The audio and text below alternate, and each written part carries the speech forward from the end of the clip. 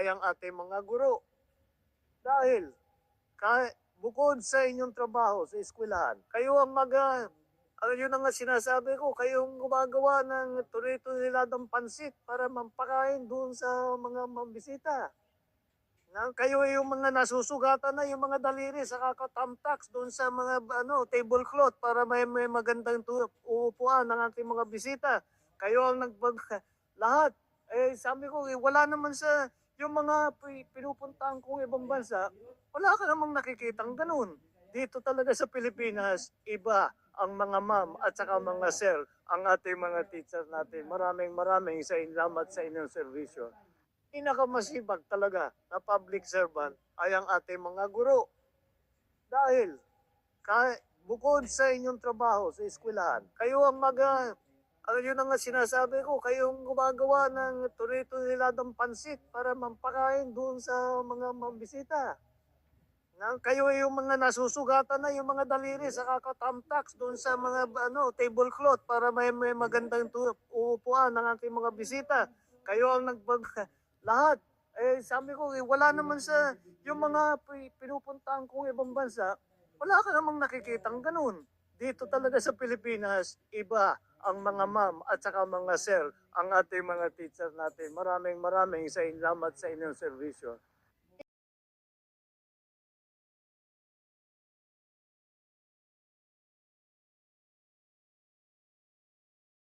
Hindi marunong magturo. At yung teacher na marunong magturo, walang kwenta yung kanyang curriculum, yung tinuturo niya sa bata. Di ba? Tapos nandun tayo sa semento na at bakal ng classroom na ito. Ang mahalaga sa edukasyon ay yung natututo yung bata.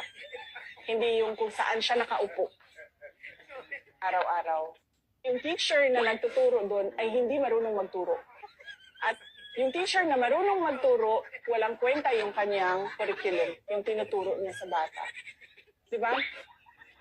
Tapos nandun tayo sa semento na at bakal ng classroom na ito. Ang mahalaga sa edukasyon ay yung natututo yung bata. Hindi yung kung saan siya nakaupo araw-araw. Yung teacher na nagtuturo doon ay hindi marunong magturo. At yung teacher na marunong magturo, walang kwenta yung kanyang curriculum, yung tinuturo niya sa bata. Di ba? Tapos nandun tayo sa semento na at bakal ng classroom na ito. Ang mahalaga sa edukasyon ay yung natututo yung bata.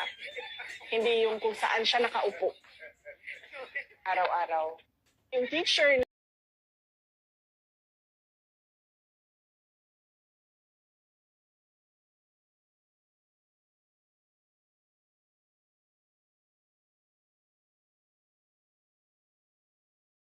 hindi marunong magturo.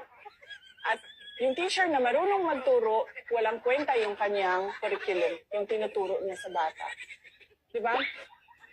Tapos nandun tayo sa semento na at bakal ng classroom na ito. Ang mahalaga sa edukasyon ay yung natututo yung bata. Hindi yung kung saan siya nakaupo araw-araw. Yung teacher na nagtuturo doon ay hindi marunong magturo. At yung teacher na marunong magturo, walang kwenta yung kanyang curriculum, yung tinuturo niya sa bata. Di ba? Tapos nandun tayo sa semento na at bakal ng classroom na ito. Ang mahalaga sa edukasyon ay yung natututo yung bata. Hindi yung kung saan siya nakaupo araw-araw. Yung teacher na nagtuturo doon ay hindi marunong magturo. At yung teacher na marunong magturo, walang kwenta yung kanyang curriculum, yung tinuturo niya sa bata. Di ba? Tapos nandun tayo sa semento na at bakal ng classroom na ito. Ang mahalaga sa edukasyon